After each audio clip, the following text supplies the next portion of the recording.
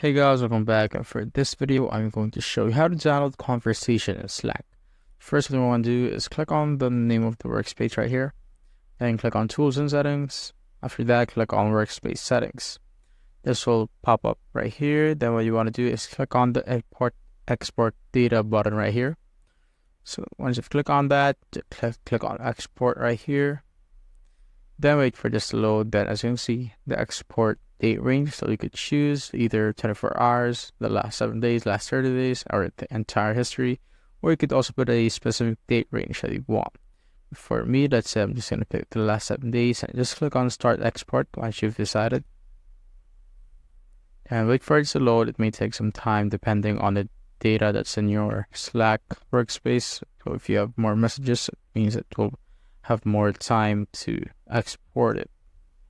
You just need to wait. And also, you will receive an email when the export is ready for download. So it says it right here. And you could also check on the Slack workspace right here. So the Slack bot has a message for you. So if you click on it, it says right here, your Slack export has completed. You can download the file from your export page. So click on that link. That will put you here. And as you can see, the status is ready for downloads. You just need to click on it, and it will automatically download anything.